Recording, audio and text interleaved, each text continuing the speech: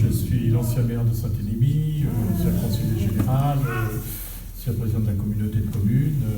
Enfin, je suis qu'un ancien, quoi, finalement. Non, je suis encore élu adjoint à la commune nouvelle Gorge-Causse sur Saint-Élimie. Et j'ai participé, c'est vrai, à des élections ici, par rapport à la Lozère Gitien, par exemple, parce que c'était une élection départementale, où on est des candidats, donc dans la redistribution des candidats, qui avait bien été faite quand même pour moi, puisque je tombais quand même face à l'équipe de Jean Blanc à la Canourgue et au Masgros avec Jean-Pierre Pourquier, mais ça, c'est pas grave. Ce qu'il y a, c'est qu'on avait réussi une plateforme avec la Lozère Gitien qui était pour, justement, associer nos forces et notre dynamisme et un programme pour faire une alternative de gestion au niveau du département. Après, bon, chacun jugera, ça ne s'est pas tellement passé comme ça, avec toujours pareil, après les élections, il y en a beaucoup qui attrapent la fièvre pour faire des alliances un peu contre nature. Chacun prend les positions qu'il veut. Après, il y a eu aussi une autre démarche dans laquelle je m'étais engagé, c'était par rapport à la région. Et c'est vrai qu'à la région, on avait, pareil, un programme qui était intéressant, où on avait fait une plateforme pour gérer la région un petit peu autrement. C'est-à-dire avec Onesta qui était notre porte-parole. Voilà. Qu'est-ce qui est arrivé? C'est qu'entre les deux tours, comme je vous ai dit souvent, enfin comme je viens de vous le dire, c'est que entre les deux tours, malheureusement, quand en politique, il y en a souvent qui attrapent la fièvre et qui se raccrochent un peu à n'importe quoi. Donc on s'est retrouvés avec, nous qui portions quand même des valeurs de gauche, des valeurs écologiques, des valeurs importantes, on s'est retrouvés nos camarades qui sont avec les gens qui étaient au pouvoir, Carole Delga, Sylvie Pinel, enfin tous les anciens ministres de Hollande, et j'en passe des meilleurs. Même, en plus, le pire, c'est d'avoir même accepté de négocier la Lozère pour la passer à la trappe en n'ayant qu'un conseiller régional au lieu de deux, alors qu'on y avait deux.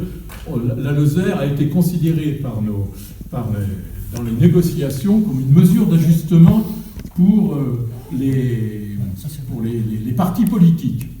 C'est lamentable, parce que je veux dire qu'on se retrouve là maintenant avec une conseillère régionale, et en plus qui se présente aux élections législatives et qui dit que si elle est élue, elle va quitter la région. Donc finalement, la Lozère, alors que la Lozère est un outil quand même très important pour la région. Alors après, on aurait pu continuer comme ça. C'est vrai qu'il y a des camarades qui se sont engagés encore à essayer de se retrouver pour essayer de faire quelque chose.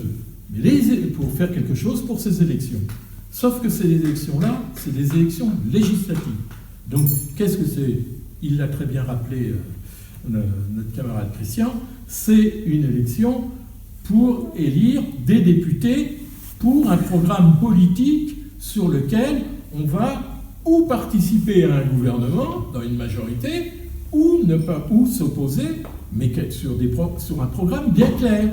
Et je pense que avec la France insoumise, avec le programme qui est quand même été discuté, chiffré, etc., par tout un tas de camarades et des experts, parce qu'on n'est pas capable d'être expert partout. Je veux dire, on a eu la chance de réunir au présidentiel, quand même, à 600 000 voix près, on était au deuxième tour. Donc c'est quand même important d'avoir ce poids-là. Alors s'il y a des camarades à côté qui pensent qu'on va pouvoir faire un groupe parlementaire avec un petit groupe lozérien, moi j'y crois pas. Je veux dire, ça m'étonnerait qu'à là-bas on soit bien entendu à l'Assemblée.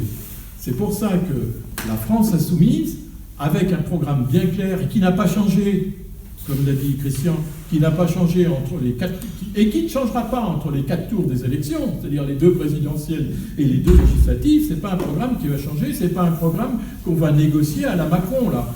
Ou vous entendez les ministres du budget, comment ils tapaient sur Macron et que maintenant ils se retrouvent ministres du budget alors que c'est le programme.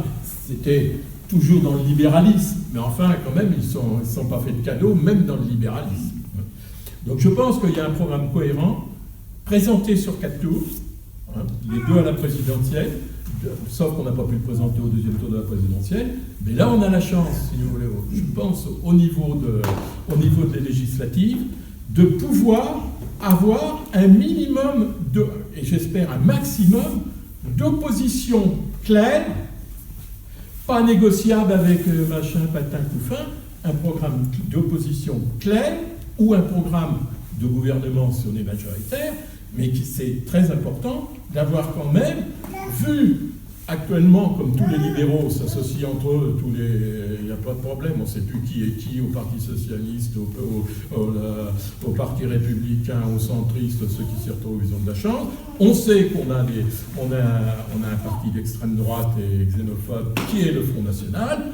On sait qu'il y a un bloc qui est prêt à aller tous ensemble à la tambouille pour essayer de trouver quand même un peu des solutions libérales. Et puis à côté, ben, on a la France Insoumise avec un programme qui est là depuis plusieurs mois, avec des candidats dans tous les trucs.